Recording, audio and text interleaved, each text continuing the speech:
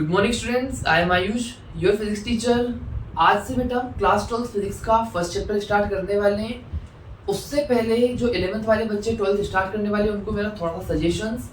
देखो बेटा, आपकी 11th क्लास कैसी भी गई हो, अच्छी गई हो, बुरी गई हो, doesn't matter. 12th class start करने से पहले आप थोड़ा सा तो अपने आप में विश्वास रखना, कॉन्फिडेंट रहना कि यार मैं कर लूंगा। दूसरी चीज, कंसेप्ट की डिटेल में जाने की कोशिश करना, कंसेप्ट को समझने की कोशिश करना। काफी सारे बच्चे क्या होते हैं बेटा, फिजिक्स में बहुत डर लगता है तो वो कोशिश करते हैं, शॉर्टकट तरीके ढूंढते हैं कि यार मैं डेरिवेशन ऐसे याद कर लेता हूँ, मैं न्यूमेरिकल्स कर लेता हूँ, क्वेश्चंस कर। कंसेप्ट समझ में आना सबसे ज्यादा जरूरी है, ठीक है। एग्जाम्स वगैरह सब चीजें सेकेंडरी होती है बेटा, कंसेप्ट आना जरूरी है। क्लियर हुआ? तो पहली बात तो क्या, कॉन्फिडेंट रहना बेटा, तो आप बहुत अच्छा कर लोगे। शुरू से बस एक कंसिस्टेंट रहना, कंसिस्टेंटली पढ़ाई करना, अप्स एंड डाउन्स नहीं किया मैंने। एक महीने तो अच्छे से पढ़ा, फिर 2 महीने का गैप हो गया, 15 दिन का गैप हो गया। कंसिस्टेंटली थोड़ा थोड़ा पढ़ते रहना। आज स्टार्ट कर रहे हैं बेटा हम इलेक्ट्रिक चार्ज एंड फील्ड, जो कि हमारा क्लास 12 फिजिक्स का फर्स्ट चैप्टर।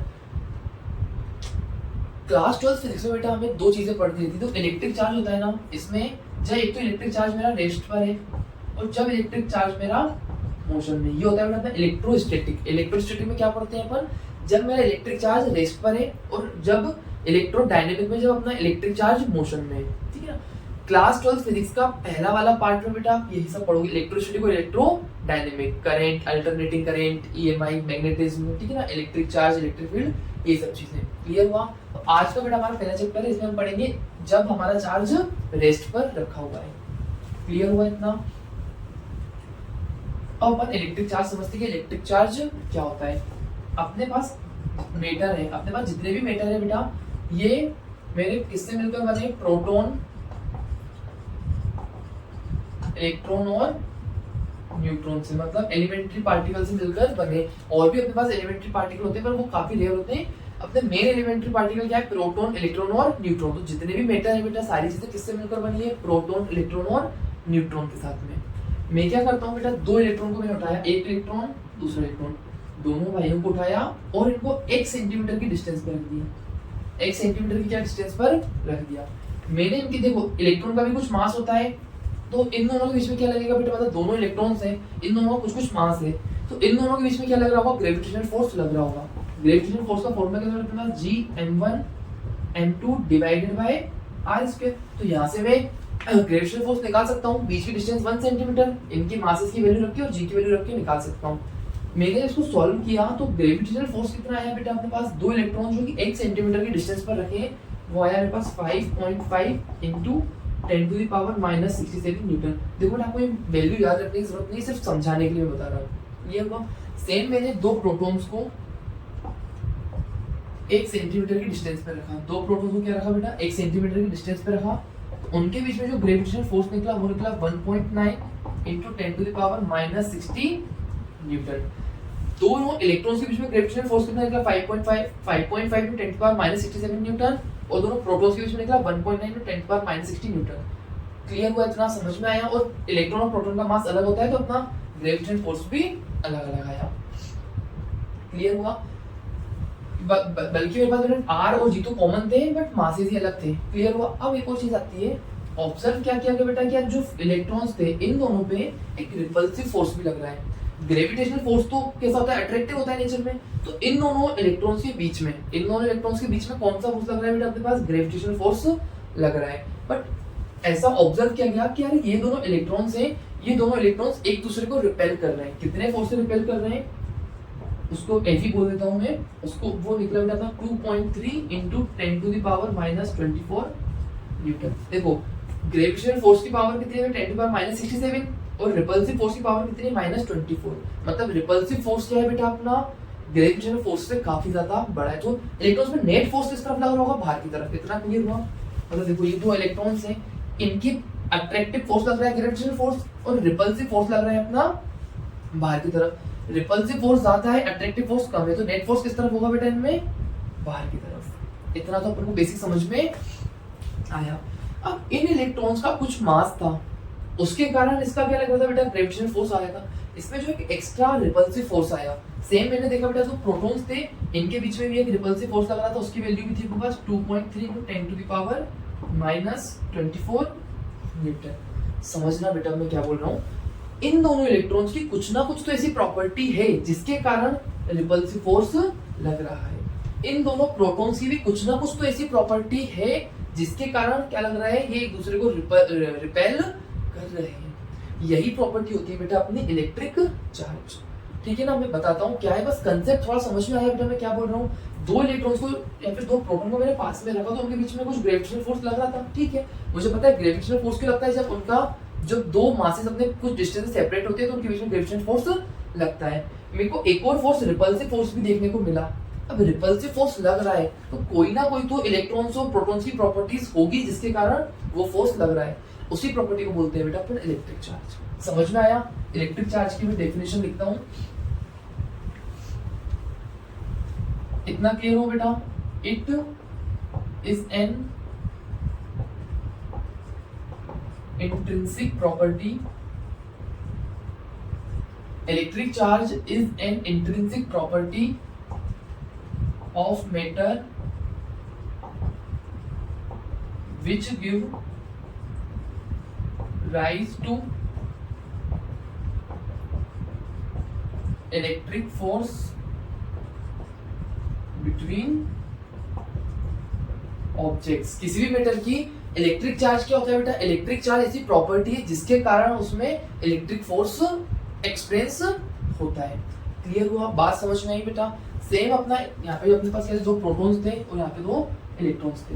इन दोनों इलेक्ट्रॉन्स की प्रॉपर्टी है जिसको अपन बोलते हैं इलेक्ट्रिक चार्ज। उस प्रॉपर्टी को क्या बोला बेटा अपन ने, इलेक्ट्रिक चार्ज। उसी प्रॉपर्टी के कारण एक दूसरे को रिपेल कर रहे थे। क्लियर हुआ? इलेक्ट्रिक चार्ज क्या है बेटा, एक प्रॉपर्टी है जिसके कारण इलेक्ट्रिक फोर्स हमें देखने को मिलता है। अब अगर मैं बोलता हूँ कि डिफाइन इलेक्ट्रिक चार्ज तो आप डेफिनेशन लिख सकते हो बेटा, बट एक्चुअल में अगर मैं बात करता हूँ क्या इलेक्ट्रिक चार्ज होता क्या है, मैं बोलता हूँ सबसे पहले आप मास को डिफाइन कर सकते हो क्या बेटा? मैं पूछता हूँ आपसे, डिफाइन मास, आप मास को डिफाइन कर सकते हो क्या? एक्चुअल में बेटा मास की डेफिनेशन को, मास को डिफाइन करना बहुत मुश्किल है। आप बोलोगे केजी, ग्राम, वो उसकी यूनिट्स है बेटा। हम यूनिट्स को डिफाइन कर सकते हैं, मास को डिफाइन करना काफी मुश्किल है। सेम इलेक्ट्रिक चार्ज को भी डिफाइन करना मुश्किल है। ये प्रॉपर्टीज है बेटा। मास भी क्या है, किसी भी ऑब्जेक्ट की प्रॉपर्टी। इस मार्कर का मास मतलब इस मार्कर की प्रॉपर्टी, जिसके कारण इसमें कुछ कुछ फोर्सेस एक्सपीरियंस किए जाते हैं। सेम क्या होता है बेटा अपना इलेक्ट्रिक चार्ज। इलेक्ट्रिक चार्ज क्या है, अपनी प्रॉपर्टी है मेटर की, जिसके कारण उसमें इलेक्ट्रिक फोर्सेस देखने को मिलते हैं। क्लियर हुआ? इसके बाद मैंने क्या किया बेटा, एक प्रोटॉन लिया और एक इलेक्ट्रॉन लिया, इन दोनों को 1 सेंटीमीटर की डिस्टेंस पे रख दिया। कितनी डिस्टेंस पे रखा? 1 सेंटीमीटर की डिस्टेंस पे। इनके बीच में ग्रेविटेशनल फोर्स कुछ लग रहा होगा, अब मुझे उसकी बात नहीं करना। मैंने क्या देखा बेटा, जब प्रोटॉन और इलेक्ट्रॉन दोनों 1 सेंटीमीटर की दूरी पर रखे, देखो इलेक्ट्रॉन और इलेक्ट्रॉन जब 1 सेंटीमीटर दूरी पर रखे थे, प्रोटॉन और प्रोटॉन, एक तो इनके बीच में इलेक्ट्रिक फोर्स कितना लग रहा था बेटा, 2.3 × 10⁻⁻24 न्यूटन। जब मैंने एक प्रोटॉन और एक इलेक्ट्रॉन को रखा तो इनके बीच में भी इलेक्ट्रिक फोर्स कितना निकला अपना, 2.3 × 10⁻⁻24 न्यूटन।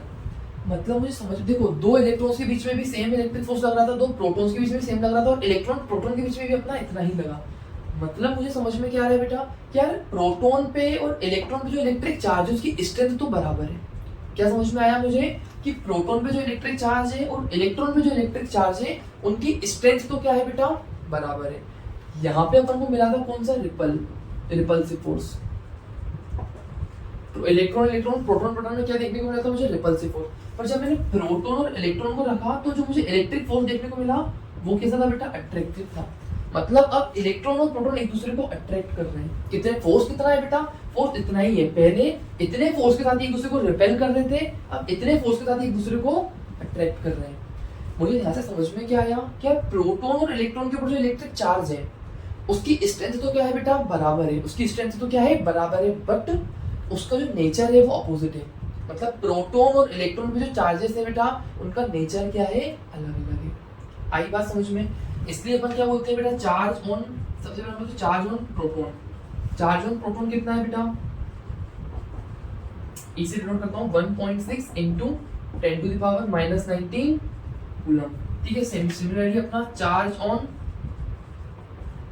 इलेक्ट्रॉन है अपने पास -1.6 × 10⁻⁻19 कूलम। मतलब हमने क्या किया बेटा, देखो प्रोटॉन और इलेक्ट्रॉन के ऊपर क्या थे, चार्जेस की स्ट्रेंथ तो सेम थी बट चार्जेस का नेचर अलग अलग था। तो मैंने एक चार्ज को बोल दिया पॉजिटिव और एक चार्ज को बोल दिया नेगेटिव। प्रोटॉन को मैंने बोल दिया पॉजिटिव चार्ज, इलेक्ट्रॉन को मैंने बोल दिया नेगेटिव। बेटा ये जो पॉजिटिव और नेगेटिव है ना, ये प्योरली कन्वेंशनल है। मतलब नेगेटिव का मतलब ये नहीं कि यार इलेक्ट्रॉन पे चार्ज कम है या फिर प्रोटॉन का मतलब पॉजिटिव तो प्रोटॉन पे चार्ज ज्यादा है, नहीं, ये प्योरली क्या है बेटा, कन्वेंशनल है। फिजिक्स में जितनी भी जगह आपको पॉजिटिव या नेगेटिव मिलेगा ना, उसका सिंपल सा मतलब क्या होता है कि यार ये हम उनके अपोजिट नेचर को बताने के लिए यूज कर रहे हैं। इलेक्ट्रॉन को भी पॉजिटिव बोल सकते थे, प्रोटॉन को भी नेगेटिव बोल सकते थे, पर पहले के टाइम से अपने प्रोटॉन को पॉजिटिव बोल लिया, इलेक्ट्रॉन को नेगेटिव, इसलिए अपन ले रहे हैं। ये प्योरली कन्वेंशनल है, इनका एक्चुअल में कोई मतलब नहीं है इलेक्ट्रॉन या प्रोटॉन के चार्ज पे। इलेक्ट्रॉन और प्रोटॉन पे चार्ज कितना होता है बेटा, 1.6 × 10⁻−19 कूलम। क्लियर हुआ इतना? अब कूलम क्या है बेटा, इलेक्ट्रिक चार्ज की एसआई यूनिट। इलेक्ट्रिक चार्ज की एसआई यूनिट क्या है अपने पास, कूलम, सिंबल है अपना कैपिटल सी। ठीक है, अब कूलम क्या होता है बेटा, इसको डिफाइन करेंगे अपन इलेक्ट्रिक करंट में, क्योंकि इसकी डेफिनेशन भी अपन को करंट थोड़ा सा पता होना जरूरी है। बेसिक समझ में आया बेटा इलेक्ट्रिक चार्ज की, ये अंडरस्टैंडिंग है। इस पे इतना डीप में क्यों पढ़ा, क्योंकि अंडरस्टैंडिंग आना जरूरी है कि इलेक्ट्रिक चार्ज है क्या। क्लियर हो बेटा भाई, डायरेक्ट पता चलता है कि आपके पास इलेक्ट्रिक चार्ज प्रॉपर्टी होती है किसी भी मैटर की, दो तरह के चार्जेस होते हैं, positive charges, negative charges, but understanding यही से। क्लियर हुआ? दो तरह के चार्जेस, इलेक्ट्रिक चार्ज क्या बेटा, प्रॉपर्टी है किसी भी मैटर की जिसके कारण वो अट्रैक्ट करता है या रिपेल करता है, इलेक्ट्रिक फोर्स जनरेट होता है। और दो तरह के चार्जेस होते हैं, positive and negative. Positive negative conventional है, मतलब एक्चुअल में कोई मतलब नहीं होता, उसके चार्ज पर फर्क नहीं पड़ता, सिर्फ पॉजिटिव और नेगेटिव उसका अपोजिंग नेचर बता रहे हैं। क्लियर हुआ इतना? ऐसा यूनिट क्या है इलेक्ट्रिक चार्ज की, coulomb.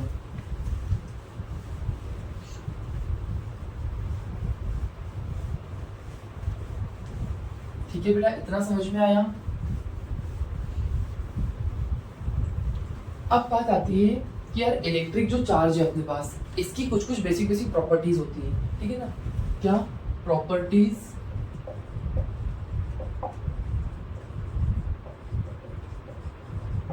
Of electric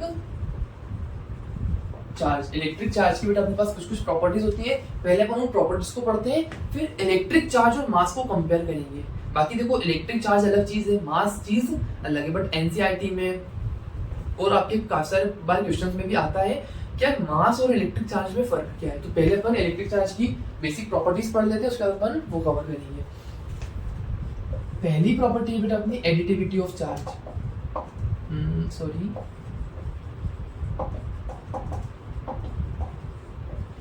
additivity of electric charge. Additivity क्या बोलती है बेटा, total charge on a body is algebraic sum of each charge. Additivity क्या बोलती है बेटा, मेरे पास अगर कोई सिस्टम है, ठीक है ना, इस सिस्टम में चार्जेस है मेरे Q1, Q2, Q3 डेजिटेशन, तो इसका टोटल नेट चार्ज कितना होगा बेटा, इनका algebraic sum Q1 plus Q2 plus Q3 डेजिटेशन। सपोज मेरे पास इसमें चार्जेस हैं 3 कूलम, ठीक है, एक है मेरे पास -2 कूलम का, एक है मेरे पास 4 कूलम का और एक है मेरे पास -5 कूलम। इसमें नेट चार्ज कितना हो जाएगा, नेट क्यू होगा 3 प्लस 4, ये तो प्लस -2 प्लस -4 सॉरी -5, 3 प्लस 4 अपना 7 प्लस -2 और -5 कितना हो गया बेटा, -7। तो इसमें नेट चार्ज कितना आ गया अपना 0। क्लियर हुआ? यहाँ पे अगर मैं बोलता हूँ एक और चार्ज है मेरे पास 1 कूलम का, तो अपन यहाँ पे 1 ऐड कर देंगे, तो टोटल नेट चार्ज कितना जाएगा 1 कूलम। क्लियर हुआ बेटा? इतना समझ में आया? एडिटिविटी ऑफ इलेक्ट्रिक चार्ज है, किसी भी बॉडी पे जो नेट चार्ज होता है वो क्या होता है, सारे चार्जेस का एल्जेब्रिक सम। तो बेसिक सी प्रॉपर्टी थी। अगली प्रॉपर्टी बेटा बहुत इंपॉर्टेंट है अपनी,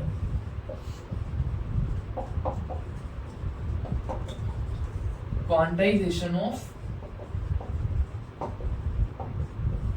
इलेक्ट्रिक चार्ज।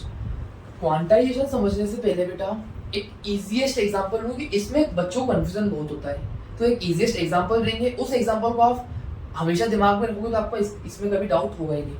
मेरे पास एक बॉल है, उसका मास है मेरे पास m। इस बॉल को बेटा मैं तोड़ नहीं सकता, मतलब इसको मैं स्प्लिट नहीं कर सकता, मतलब इसकी आधी या फिर कुछ नहीं, ये मेरे पास एज अ होल ही रहेगी। मेरे पास एक बॉक्स है, अगर इसमें मैं 10 बॉल डालता हूँ, कितनी बॉल डाली बेटा मैंने, 10 बॉल डाली, तो इस बॉक्स का मास कितना हो जाएगा अपने पास, 10m हो जाएगा। अगर इसमें मैंने 5 बॉल और डाली तो इसका टोटल मास कितना हो जाएगा, 15m हो जाएगा। सबसे पहली बात क्या याद रखना कि बॉल को अपन तोड़ नहीं सकते।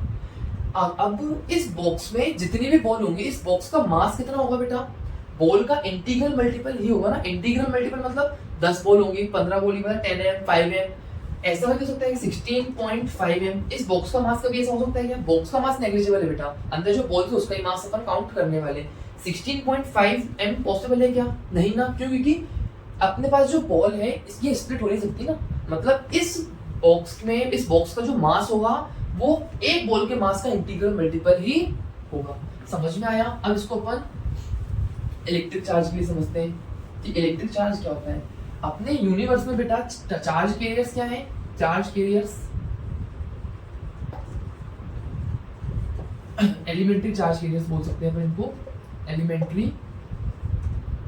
एलिमेंट्री चार्ज कैरियर्स कौन कौन से हैं आपके पास, प्रोटॉन एंड इलेक्ट्रॉन। और बेटा इनको अपन स्प्लिट नहीं कर सकते, इनको अपन स्प्लिट नहीं कर सकते, मतलब ये फंडामेंटल चार्जेस, ये फंडामेंटल पार्टिकल्स होते हैं, तो इनको आप तोड़ नहीं सकते। अब अपने पास यूनिवर्सल चार्ज कैरियर्स कौन से बेटा, प्रोटॉन और इलेक्ट्रॉन। मतलब किसी चीज में अगर चार्ज आ रहे हैं तो आप उसमें या तो प्रोटॉन को दे रहे हो या निकाल रहे हो, फिर इलेक्ट्रॉन को दे रहे हो या निकाल रहे हो। तो किसी भी बॉडी पर जो चार्ज होगा वो किसके बराबर होगा बेटा, प्रोटॉन या इलेक्ट्रॉन में जो चार्ज उसके इंटीग्रल मल्टीपल के बराबर ही। देखो प्रोटॉन पे और इलेक्ट्रॉन पे चार्ज बराबर होता है, सिर्फ पॉजिटिव और नेगेटिव का फर्क होता है। प्रोटॉन और इलेक्ट्रॉन पे चार्ज अपना बराबर होता है, सिर्फ पॉजिटिव और नेगेटिव का फर्क होता है। तो किसी भी सिस्टम, किसी भी बॉडी में, किसी भी बॉडी का जो चार्ज होगा वो अपने प्रोटॉन या फिर इलेक्ट्रॉन पे जो चार्ज है उसका इंटीग्रल मल्टीपल ही होगा ना।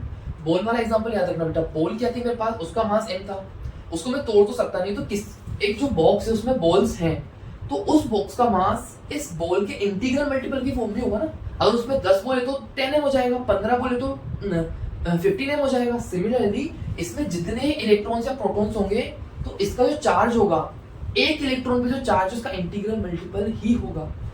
क्वांटाइजेशन की मैं डेफिनेशन लिखता हूँ, इसकी डेफिनेशन यहाँ लिखता हूँ बेटा, total charge on a body is an integral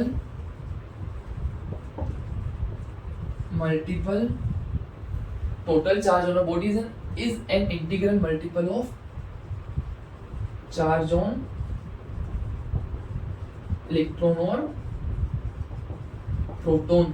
किसी भी बॉडी पर जो चार्ज होगा बेटा वो एक इलेक्ट्रॉन या एक प्रोटॉन पे जो चार्ज है उसका इंटीग्रल मल्टीपल ही होगा। मतलब कोई बॉडी है, एक इलेक्ट्रॉन या प्रोटॉन में चार्ज को बोल दूंगा बेटा मैं ई, साइन की बात नहीं कर रहा, प्रोटॉन पॉजिटिव होता है, इलेक्ट्रॉन नेगेटिव होता है। तो किसी भी बॉडी पर जो चार्ज होगा या तो वो 2e हो सकता है या तो वो 3e हो सकता है, कभी वो 2.5e के फॉर्म में नहीं होगा किसी भी बॉडी। क्योंकि देखो यूनिवर्सल चार्ज के लिए कौन से सिर्फ प्रोटॉन और इलेक्ट्रॉन ही है। मतलब चार्ज का अगर अपन ट्रांसफर करेंगे, चार्ज इधर से उधर जाएगा तो किसके फॉर्म में जाता है, प्रोटॉन या इलेक्ट्रॉन के फॉर्म में। फिर हमें आगे पता चलता है कि प्रोटॉन तो अपना पास न्यूक्लियस में अच्छे से बैठा हुआ है, इलेक्ट्रॉन बेचारा इधर से उधर भटक रहा है। जैसे मैं जनरल बात कर रहा हूँ, किसी भी चीज पर जो बेटा चार्ज होता है वो क्या होगा, अपने इलेक्ट्रॉन पे जो चार्ज है उसके इंटीग्रल मल्टीपल के फॉर्म में ही होगा। एक इलेक्ट्रॉन में जो चार्ज होता है ई, तो किसी भी बॉडी पे चार्ज होगा वो 1e 2e 3e 4e 5e ऐसे ही होगा। 15e हो सकता है, 99e हो सकता है, बट कोई पॉइंट में आंसर नहीं आएगा। मतलब 1.25e पॉसिबल नहीं है। क्लियर हुआ? ये सिंपल सा लॉजिक है ना यार, इनको अपन स्प्लिट ही नहीं कर सकते तो कैसे चार्ज अपना आधा होगा। क्लियर हुआ? समझ में आया? पॉइंट में अपना आंसर नहीं आएगा। मैंने बोला कि यार एक बॉडी है, इस पे चार्ज है अपने पास 2e के बराबर। इसका मतलब इस पे चार्ज कूलम्स में कितना है, 2 इंटू एक इलेक्ट्रॉन में चार्ज कितना है, 1.6 into 10 to the power minus 19 coulomb. इसको अपन मल्टीप्लाई क्या आएगा, 3.2 into 10 to the power minus, अब पॉजिटिव होगा या नेगेटिव होगा वो जो अकॉर्डिंगली अपन को दिया रहेगा। समझ में आया बेटा क्वांटाइजेशन ऑफ इलेक्ट्रिक चार्ज क्या है? एक बार और बता रहा हूँ, total charge on a body is an integral multiple of charge on electron and proton. किसी भी बॉडी पर जो चार्ज होता है बेटा वो अपने इलेक्ट्रॉन और प्रोटॉन से चार्ज उसका इंटीग्रल मल्टीपल ही होता है। इसके एक बार जनरल फॉर्मूला बनता है क्या, कोई भी बॉडी है उस पे चार्ज है Q, तो वो किसके बराबर होगा बेटा, Ne के बराबर होगा। E क्या है अपने पास, चार्ज ऑन इलेक्ट्रॉन और प्रोटॉन बोल सकते हो कि दोनों पे अपना बराबर होता है, चार्ज और इलेक्ट्रॉन प्रोटॉन। N क्या है बेटा, N हो सकता है अपना 1 2 3 +-1 +-2 +-3, प्लस के बोल रहा हूँ कि नेगेटिव हो सकते हैं पॉजिटिव भी हो सकते हैं, ठीक है। मतलब यहाँ पे अगर जनरल आप बात करो तो N क्या रहेगा बेटा अपने पास 1 2 3 4। अब पूरा सिस्टम पॉजिटिव चार्ज होगा तो पॉजिटिव लगेगा, नेगेटिव हुआ तो नेगेटिव लग जाएगा। बस इतना याद रखना है आपको क्या, कि किसी भी बॉडी पर जो नेक्स्ट चार्ज होगा वो हमेशा इलेक्ट्रॉन और प्रोटॉन में चार्ज उसका इंटीग्रल मल्टीपल की फॉर्म में ही प्रेजेंट होगा। क्लियर हुआ बेटा, कंसेप्ट समझ में आया। इस पे कुछ क्वेश्चंस देखते हैं। सपोज मैंने बोला एक बॉडी है, इस पे जो चार्ज है वो चार्ज है बेटा 6.4 इंटू 10⁻⁻19 कूलम्स। कितना चार्ज है बेटा, 6.4 इंटू 10⁻⁻19 कूलम। तो मुझे ये बताना है कि इसमें नेगेटिव है तो इसमें कितने इलेक्ट्रॉन्स हैं। क्या पूछ रहा हूँ मैं, एक सिस्टम है, सिस्टम पे चार्ज कितना है -6.4 इंटू 10⁻⁻19 कूलम। तो मुझे इलेक्ट्रॉन्स का नंबर ऑफ इलेक्ट्रॉन्स फाइंड करना है। मुझे क्या पता है बेटा, किसी भी बॉडी में जो चार्ज होता है वो एक इलेक्ट्रॉन का चार्ज उसका इंटीग्रल मल्टीपल ही होता है। इस पे चार्ज कितना है 6.4 into 10⁻⁻19 coulomb equals to n। एक इलेक्ट्रॉन का कितना चार्ज होता है 1.6 इंटू 10⁻⁻19 कूलम नेगेटिव का, ठीक है। यहाँ पे भी नेगेटिव है तो वो तो अपना कैंसिल होने ही वाला है। n की वैल्यू अपन को फाइंड करना है, समझे बेटा। इस पे ये जो 6.4 इंटू 10⁻⁻19 कूलम है ये क्या होगा बेटा, एक इलेक्ट्रॉन में जो चार्ज है ना उसका ही कुछ इंटीग्रल मल्टीपल होगा तभी पॉसिबल है। अदरवाइज मैं ऐसा बोलूं कि किसी बॉडी पे 6.5 इंटू 10⁻⁻19 कूलम चार्ज हो सकता है क्या, हो ही नहीं सकता, क्योंकि ये क्या है बेटा अपना एक इलेक्ट्रॉन पे चार्ज कितना होता है 1.6 इंटू 10⁻⁻19, इसका इंटीग्रल मल्टीपल नहीं है। अगर मैं सिर्फ 1.6 लेता हूँ, बाकी एक्चुअल चार्ज तो अपना 1.602 समथिंग समथिंग चलता है। क्लियर हुआ इतना, माइनस से माइनस कैंसिल, 10⁻⁻19 से 10⁻⁻19 coulomb, 6.4 divide by 1.6 equals to n। Point से पॉइंट कितना आंसर आया, n कितना आया 4। मतलब इसमें कितने इलेक्ट्रॉन्स प्रेजेंट है बेटा, 4 इलेक्ट्रॉन्स प्रेजेंट है। क्वांटाइजेशन समझ में आया बेटा, किसी भी बॉडी पे जो चार्ज प्रेजेंट होगा वो इलेक्ट्रॉन और प्रोटॉन में चार्ज होगा उसका इंटीग्रल मल्टीपल की फॉर्म में ही प्रेजेंट रहेगा हमेशा। अब ये क्वेश्चन आता है बेटा, how much electrons we need to form one column। मतलब एक कूलम चार्ज बनाने के लिए आपको कितने इलेक्ट्रॉन्स की जरूरत है। क्या बोल रहा हूँ बेटा मैं, एक कूलम चार्ज बनाने के लिए आपको कितने इलेक्ट्रॉन्स की जरूरत है। मेरे को पता है बेटा Q इक्वल्स टू क्या होता है Ne। कितने चार्ज की बात कर रहे हैं, एक कूलम चार्ज की, मतलब 1C equals to n। Electron पे चार्ज कितना होता है बेटा अपने पास 1.6 इंटू 10⁻⁻19 कूलम। n की वैल्यू क्या आएगी 1 डिवाइडेड बाय 1.6 इंटू 10⁻⁻19 कूलम। इसको मैं सॉल्व करता हूँ, एक सेकंड, ठीक है। तो 1 coulomb divide by 1.6 into 10⁻⁻19 coulomb, इसको सॉल्व करने पे अपना आंसर मिलता है 6.25 इंटू 10⁻18। मतलब इतने सारे इलेक्ट्रॉन्स मिलेंगे तब जाके क्या बनेगा मेरे पास एक कूलम चार्ज बनता है। बेटा एक कूलम चार्ज बहुत बड़ा होता है, इसको मैं एक बार और एक और क्वेश्चन समझाऊंगा, एनसीईआरटी का क्वेश्चन लेके। यहाँ से समझ में आया बेटा, मैंने क्या किया, उन्होंने पूछा कि कितने इलेक्ट्रॉन्स लगेंगे मुझे एक कूलम चार्ज बनाने के लिए, ठीक है। Q equals to Ne, 1C equals to n into 1.6 into 10⁻19 coulomb. n को इधर रहने दिया, n क्या था नंबर ऑफ इलेक्ट्रॉन्स बताता है। क्लियर हुआ।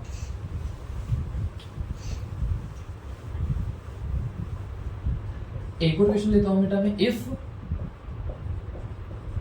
A body emits 10⁻9 electrons per second, find out how much time it will take to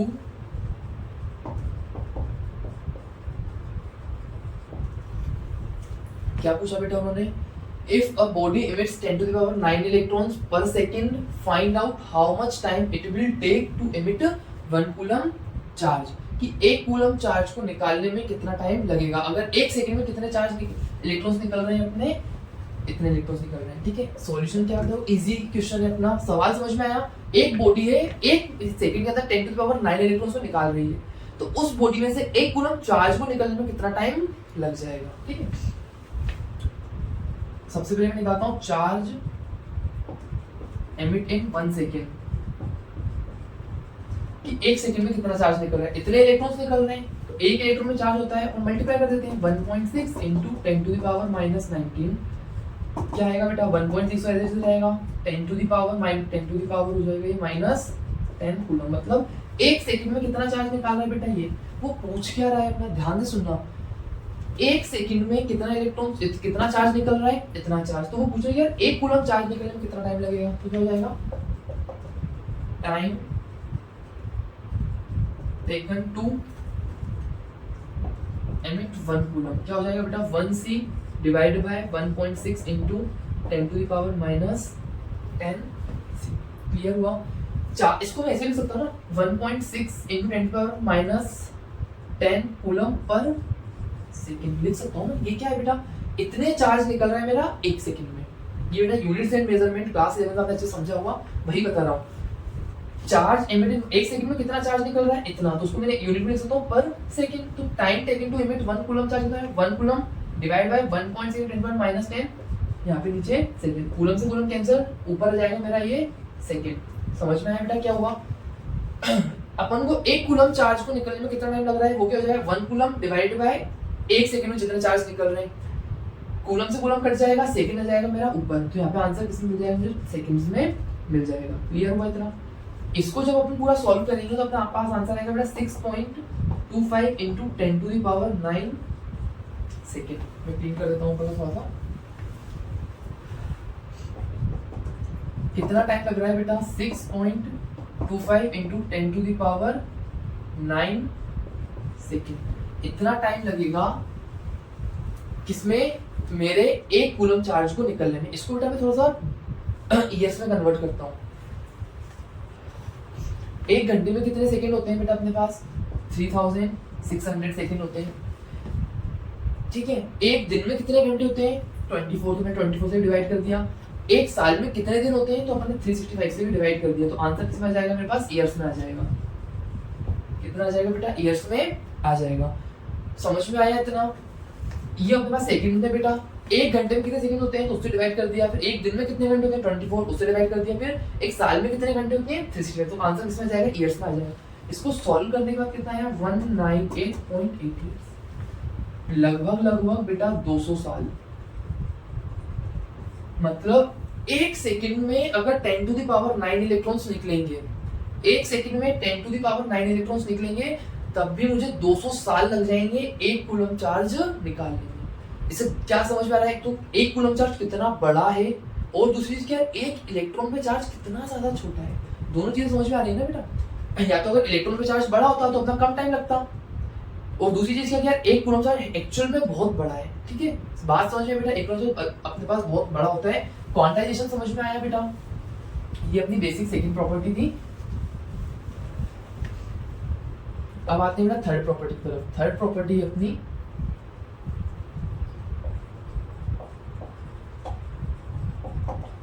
conservation of electric charge. Conservation क्या बेटा, वही law of conservation of electric charge. Law of पहला, इसमें 2 statements है बेटा, दोनों स्टेटमेंट्स को याद रखना, अच्छे से समझना। पहला स्टेटमेंट क्या है बेटा, total net charge on an isolated body is always constant। पहला स्टेटमेंट क्या है बेटा, total net charge on isolated body. Isolated body का मतलब क्या है कि एक बॉडी है, उसको मैंने आइसोलेट कर दिया, उसको किसी दूसरे से लेना देना नहीं, तो इसमें जो बेटा नेट चार्ज रहेगा, सपोज इसमें देखो, इसमें +3 कूलम और -2 कूलम, ठीक है, और एक और इसमें +2 प्लस 1 कूलम। इस पे नेट चार्ज कितना है बेटा, नेट कितना होगा आपके पास, एडिटिविटी लगाओ 3 + 1 - 2 मतलब 2 कूलम इस पे चार्ज है। तो अगर इसकी वजह मैं छेड़खानी ना करूं तो इस पे बेटा किसी भी आइसोलेटेड सिस्टम में अपना नेट चार्ज हमेशा कांस्टेंट रहता है, मतलब ये हमेशा कितना रहेगा, 2 कूलम ही रहेगा। क्लियर हुआ, इतना समझ में आया।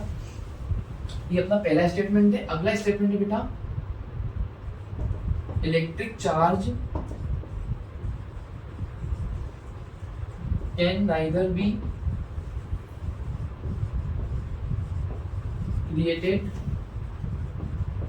nor be destroyed,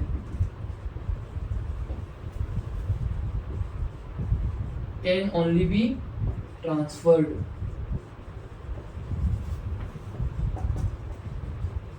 from one body to another, from one body to another। Clear हुआ बेटा, समझ में आया। सेकंड स्टेटमेंट क्या है, electric charge can neither be created nor be destroyed can only be transferred from one body to another. बेटा ये strictly हर जगह फॉलो होता है। अब देखो कुछ कुछ प्रोसेसेस होती है, जैसे बेटा डी की एक प्रोसेस होती है, उसमें क्या होता है बेटा, एक न्यूट्रॉन टूटकर एक प्रोटॉन बनाता है, एक इलेक्ट्रॉन बनाता है। तो बात की वजह से अपना तो चार्ज बन रहे हैं, मतलब एक्चुअल में इलेक्ट्रिक चार्ज बनाना पॉसिबल है, but isolate electric charge banana possible नहीं है। क्या बोल रहा हूँ, ध्यान समझना। यहाँ पे मैंने एक न्यूट्रॉन को क्या किया बेटा, एक न्यूट्रॉन था इसको तोड़ा, ये बना मेरा एक इलेक्ट्रॉन और एक बना मेरा प्रोटॉन। इस पे चार्ज कितना है बेटा, माइनस, इस पे चार्ज कितना है प्लस, तो नेट चार्ज तो मेरे पास 0 ही है ना। एक आइसोलेट मतलब मैं सिंगल एक इलेक्ट्रॉन या फिर एक प्रोटॉन पे चार्ज नहीं बना सकता, मतलब मैं एक इलेक्ट्रॉन और एक प्रोटॉन आइसोलेट में नहीं बना सकता, कॉम्बिनेशन में बन सकता है अपना। ये बेटा ये याद रखना, ये डिफरेंस भी होता है अपना मास और इसमें, ठीक है। Electric charge can neither be created nor be destroyed, can only be transferred from one body to another. इसमें यहाँ पे लिख सकते हो आइसोलेशन में,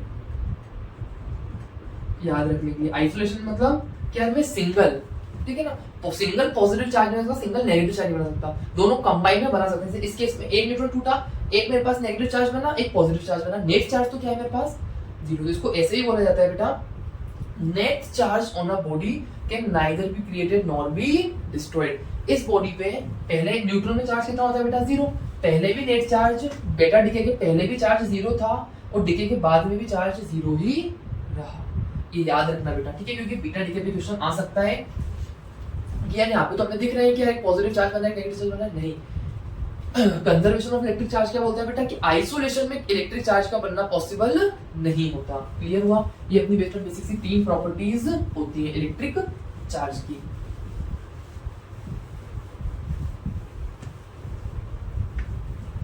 अब आता है बेटा अपना थोड़ा सा अपन पढ़ते हैं difference electric charge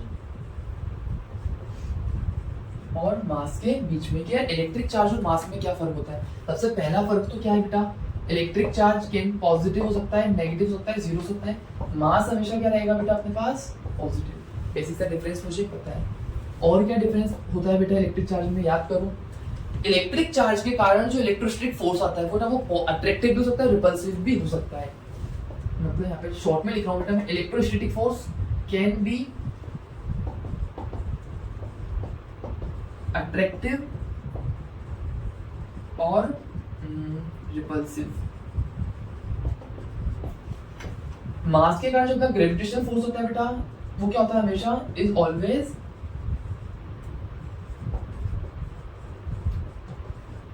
attractive. Clear हुआ इतना। इलेक्ट्रिक चार्ज में बेटा कंजर्वेशन स्ट्रिक्टली फॉलो होता है। Electric charge is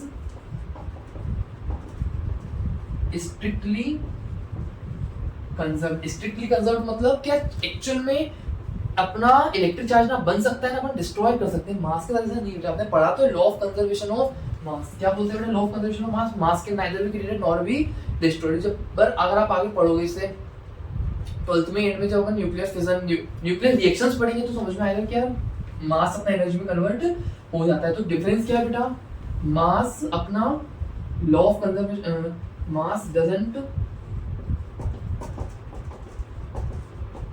strictly follow conservation of mass.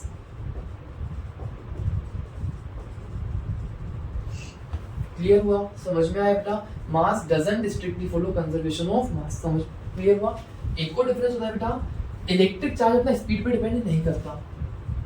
Electric charge doesn't depend on speed, doesn't depend on speed. बेटा मास अपना स्पीड पे डिपेंड करता है, कि रिलेशन होती है छोटी सी, m equals to m naught divide by root 1 minus v square divide by c square. v होती है बेटा अपने पास वेलोसिटी ऑफ ऑब्जेक्ट, c होता है अपने पास speed of light which is 3 into 10 to the c कितना होता है अपने पास 3 into 10 to the power 8 metre पर सेकंड। m नॉट होता है उस ऑब्जेक्ट का मास जब वो रेस्ट पे है, और m होता है जब वो मूव कर रहा है। बेटा देखो एक्चुअल में आप बोलोगे कि सर यार जब मैं दौड़ूंगा तो मेरा मास ज्यादा हो जाएगा क्या? हाँ बेटा, अगर अपन एकदम एग्जैक्ट थ्योरेटिकल बात करें तो होता है, बट अपन वो फील नहीं कर पाते। क्यों? क्योंकि आप कितनी स्पीड से दौड़ोगे? 10 मीटर पर सेकंड, 20 मीटर पर सेकंड, 100 मीटर पर सेकंड की स्पीड से दौड़ोगे यार। 3 into 10 की पावर 8 मीटर पर सेकंड के कंपैरिजन में आपकी स्पीड तो बहुत कम है ना, तो वो लगभग लगभग क्या होता है बेटा 0। तो ये 0 हुआ, रूट में अपना 1, मतलब दोनों मासेस लगभग लगभग क्या है बेटा बराबर। पर जब ये आप एक्चुअल में इलेक्ट्रॉन्स की बात करते हो, जब बेटा इलेक्ट्रॉन्स अपने ट्रेवल करते हैं ना, वो उनकी speed 10 to the power 6 metre पर सेकंड, बहुत ज्यादा स्पीड होती है। स्पीड लाइट की स्पीड कितनी है 10 to the power 8 मीटर पर सेकंड, और इलेक्ट्रॉन की स्पीड कितनी है 10 to the power 6 मीटर पर सेकंड। तो वहां पे थोड़ा सा वेरिएशन आता है। इसलिए क्या होता है बेटा, अपना मास स्पीड पर डिपेंड करता है। कोई भी बॉडी जो मोशन में है उसका मास अपने किसी रेस्ट पे जो मास उससे ज्यादा होता है। क्लियर हुआ इतना? ये बेसिक से अपने डिफरेंस थे इलेक्ट्रिक चार्ज और मास के बीच में।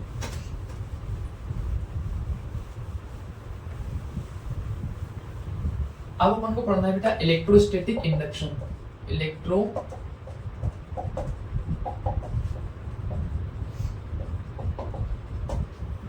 इसके बाद बेटा जो अपना कूलम्ब्स लॉ वाला पार्ट है वो अपन नेक्स्ट लेक्चर में कवर करेंगे। इलेक्ट्रोस्टैटिक इंडक्शन क्या होता है, सबसे पहले अपन कंसेप्ट समझते हैं। ये मेरे पास क्या है, कंडक्टर है, छोटा सा बेटा कंडक्टर और इंसुलेटर्स तो आपको पता होगा, एक बार बता देता हूँ। कंडक्टर्स और इंसुलेटर्स, कंडक्टर्स क्या होते हैं बेटा, जो चार्जेस की फ्लो को अलाउ करते हैं। इंसुलेटर्स क्या होते हैं, जो चार्जेस की फ्लो को अलाउ नहीं करते। कंडक्टर से अपना चार्ज फ्लो करेगा, इंसुलेटर से अपना फ्लो नहीं करेगा। तो मैंने क्या ले लिया बेटा, कंडक्टर ले लिया और इसके नीचे स्टैंड लगा दिया इंसुलेटर का।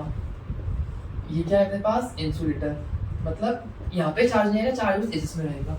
मैंने क्या किया बेटा, एक रोड को लेके आया, जो किसी थी पॉजिटिवली चार्ज की। मैं जैसे ही इसको टच नहीं किया बेटा मैंने, एक तो क्या कर सकते हैं अपन टच कर सकते हैं। मेरे पास अगर ये है, एक मैं रोड लेके आया पॉजिटिवली चार्ज, इससे जैसे मैंने इसको क्या किया, टच किया, इन दोनों को मैंने टच किया, तो इसके इलेक्ट्रॉन्स इधर आ जाएंगे, यहाँ पे क्या बन जाएगा बेटा, इधर इलेक्ट्रॉन्स आ जाएंगे, इधर अपने पास पॉजिटिव बन जाएगा। वो चीज अलग थी, अपन बात कर रहे हैं इंडक्शन की। जैसे ही बेटा मैं इसके इस पॉजिटिव रोड को इसके पास लेके आया, यहाँ पे क्या जाएंगे अपने पास नेगेटिव चार्ज। इलेक्ट्रॉन्स मतलब इस तरफ अट्रैक्ट हो गए, क्योंकि अपोजिट चार्जेस क्या करते हैं अपने, अट्रैक्ट करते हैं। पॉजिटिव को देख के इलेक्ट्रॉन्स इधर से इधर आ गए, तो यहाँ पे क्या बन जाएगा, पॉजिटिव चार्ज बन जाएगा। इसी फिनोमेना को क्या बोलते हैं बेटा अपन, इलेक्ट्रोस्टैटिक इंडक्शन। इसको थोड़ा सा लिख देता हूँ, phenomena of temporary electrification, phenomena of temporary electrification in which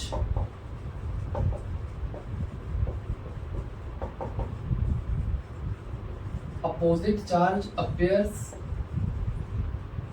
on closer end and the same charge on farther end। क्या मतलब बेटा सिंपल से इसका, ये एक फिनोमेना होता है जिसमें टेम्पररी इलेक्ट्रिफिकेशन हो जाता है। इसको मैं रोड को हटा दूंगा तो वापस न्यूट्रल हो जाएगा, ठीक है। Phenomena of temporary electrification in which opposite charge appears on closer and. Close वाले एंड में अपोजिट चार्ज, यहाँ पे पॉजिटिव लाया, यहाँ पे नेगेटिव आएगा, यहाँ पे नेगेटिव लागू, यहाँ पे पॉजिटिव चार्ज बन जाएगा। And same charge on farther, दूसरे वाले ना क्या बनता है बेटा, सेम चार्ज, यहाँ पॉजिटिव था, यहाँ पे अपना बन गया पॉजिटिव। और ये टेम्पररी होता है, इसको जैसे ही अपने यहाँ से गायब किया, ये वापस क्या हो गया अपना न्यूट्रल हो जाता है। क्लियर हुआ? ये होता है अपना इलेक्ट्रोस्टैटिक इंडक्शन। अब इसमें कुछ चीजें पूछी जाती हैं कि अगर मुझे दो चार्जेस को क्या करना है, इंडक्शन से चार्ज करना है, charging of two sphere by induction. मेरे पास क्या है बेटा, दो स्फीयर, इनिशियली तुमको टच बना लो, ठीक है। इनिशियली क्या कर रहे हैं, एक दूसरे को टच कर रहे हैं, ये है नीचे वाला इंसुलेटर और ऊपर मेरे पास कंडक्टर। मैं जैसे ही एक पॉजिटिव रोड को लेके आया, बेटा आप रोड कोई सी भी ले सकते हो जैसा उन्होंने क्वेश्चन में दिया हुआ है, जैसे मैं इसको पॉजिटिव को यहाँ पे लेके आया तो यहाँ पे क्या बन जाएगा, नेगेटिव चार्ज, और यहाँ पे आ जाएगा अपने पास पॉजिटिव चार्ज। ध्यान से समझना, यहाँ पे इसको मैं लेके आया तो यहाँ पे बन गया मेरा नेगेटिव चार्ज और यहाँ पे बन गया मेरा पॉजिटिव चार्ज। धीरे से मैं क्या करता हूँ बेटा, इन दोनों को सेपरेट कर देता हूँ।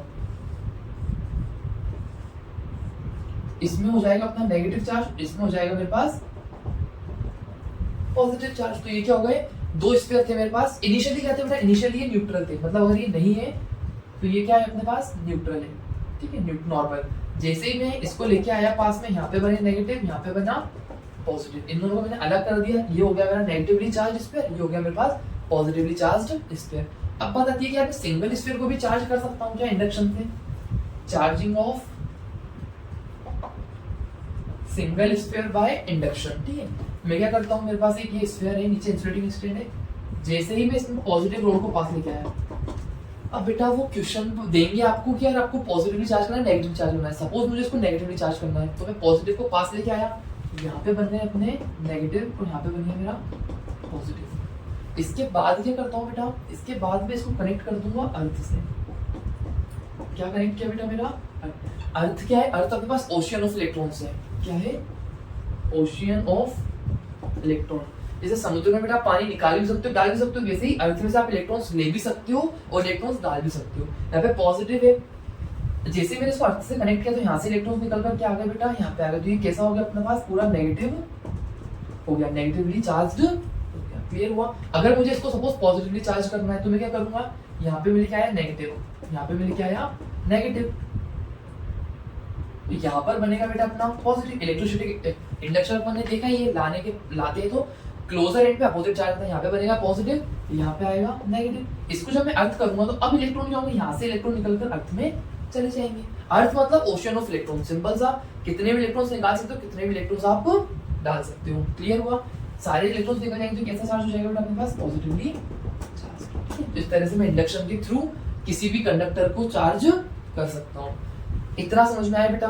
और बेटा एक चीज जो कूलम थी अपनी, याद रखना, कूलम क्या है अपने पास, चार्ज की एसआई यूनिट है। इसको डिफाइन मैं करंट वाले में ध्यान से करवा दूंगा, क्योंकि यहाँ पे अभी करंट का आपको आपने पढ़ा नहीं है, 10th में पढ़ा था, कितना याद है कितना नहीं, इसलिए मैं वहाँ पे आपको करवा दूंगा। बाकी तो अपना आज का इतना कवर हो चुका है।